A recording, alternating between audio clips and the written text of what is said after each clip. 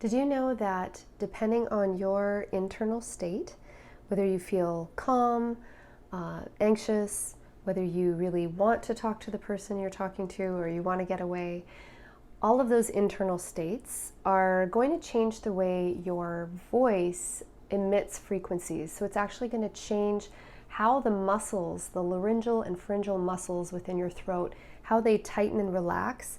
And this then changes the way the molecules bump up against each other, which creates frequencies.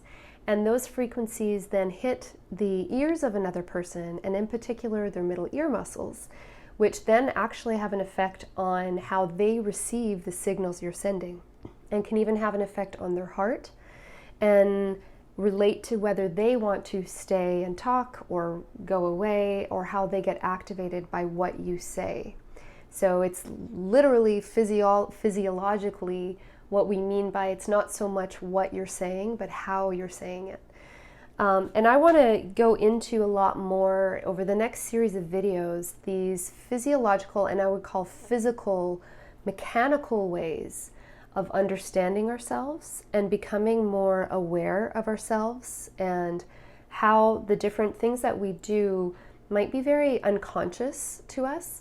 But the more we become aware of these concrete, tangible ways to understand how we are presenting ourselves, what we are detecting in others, I think is going to be really helpful for us to figure out what puts us off center, what brings us back, and just how to regulate ourselves more in general.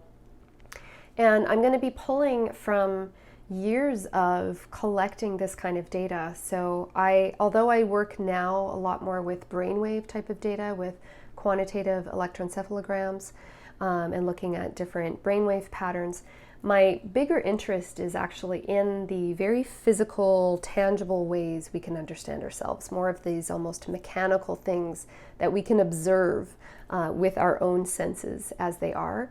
Because I think that allows us to become more of an authority of what's going on.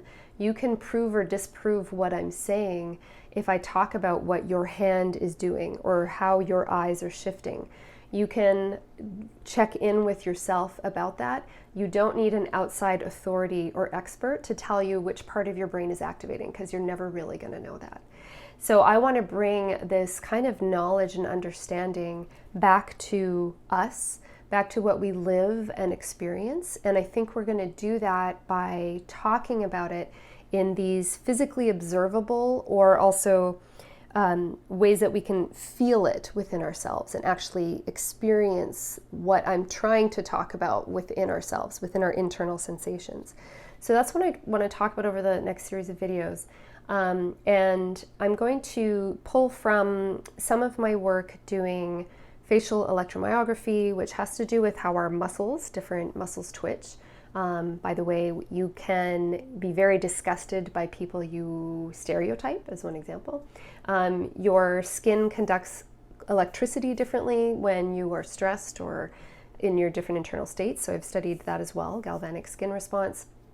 And heart rate variability, which is still an internal thing, but we can sense a little bit more on a physiological level what our heart is doing at different moments. So I want to go over those.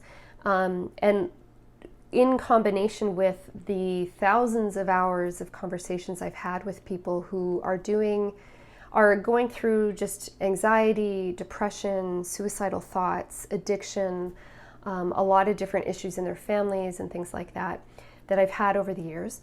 But more importantly, how a lot of this has related to me, and that's something I haven't shared as much.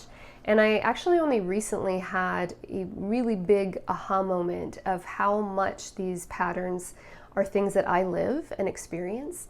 And I was not actually putting enough attention on myself in terms of that. I was getting really good at teaching people about this, and neglecting some of the areas in my life that have caused me issues over the years and are also related to childhood experiences. So I want to share some of that journey with all of you over the next videos.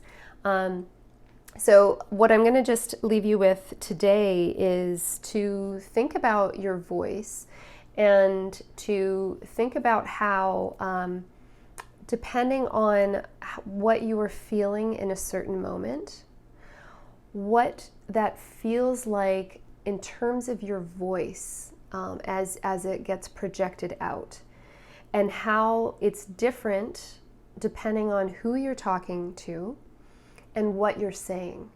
So see if you can notice when you are talking to somebody that maybe you're not as comfortable with versus someone you're really comfortable with. See if you can bring some awareness to how that actually feels as a sensation within you as you speak.